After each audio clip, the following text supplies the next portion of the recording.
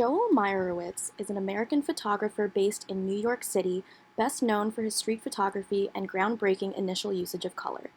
In 1962, he started taking color photographs at a time that the medium was met with significant derision and resistance to accept the concept as serious art.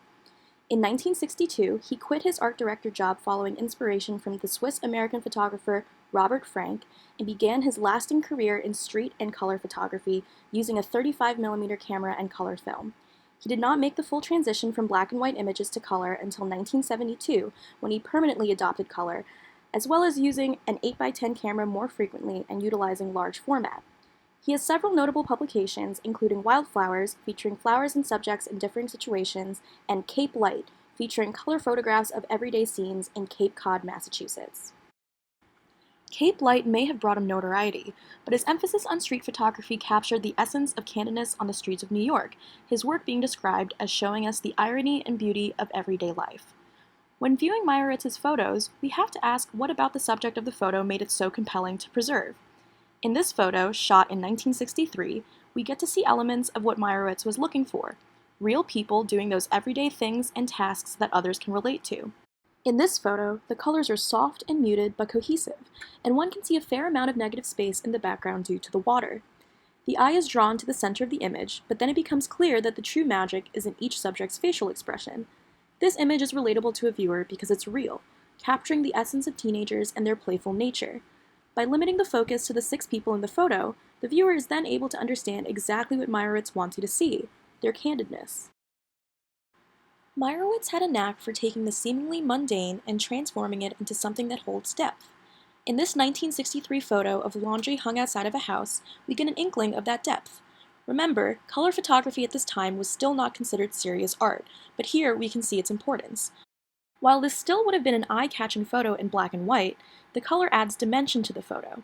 General pastel pinks, blues, and whites drawing one's eye to the top half of the photo, and then the gradients of the clothing moving from left to right on the bottom half of the photo. The composition itself is solid as well, as although the colors don't match from side to side, there is clear symmetry. The reds, yellows, pinks, and blues are all pops of color that draw the eye to each new element, making the image as a whole successful. Meyerowitz was also the only photographer permitted with regular access to Ground Zero post 9/11.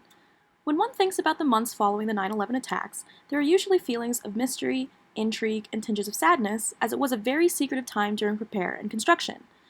Meyerowitz's haunting photos, however, still feature the core of his photography: everyday life. This photo, taken in 2001, illustrates the despair and general heartbreak New Yorkers and the nation at large were suffering. This image also holds ethical weight.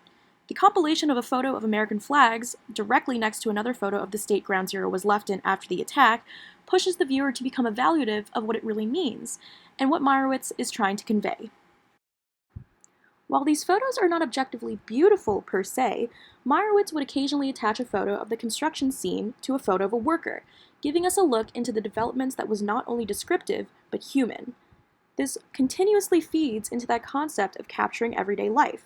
Although 9/11 was an unconventional and jarring event to the general public, Meyerowitz gives us an inside look at what was going on behind the scenes while simultaneously humanizing the situation by including these construction workers.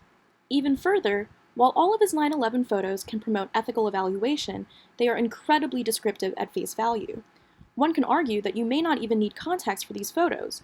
What you see when viewing these photographs is exactly what was happening at the time: an urban area in complete disrepair being rebuilt. Again, these nuances of normalcy make his photos feel more real and more tangible to the viewer.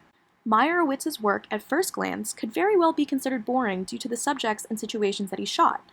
However, I argue that although we tend to find beauty in that which is outwardly astonishing, Meyerowitz's work stresses the importance of capturing normalcy. He makes what is seemingly boring beautiful. I believe that it takes an incredibly good eye to capture something of value, something that is interpretive and abstract, but still maintain a descriptive environment. With Meyerowitz's photography, you will always understand the content of the photo, but you will certainly spend quite a while realizing how each tiny detail was already known by him, creating an image of power and beauty.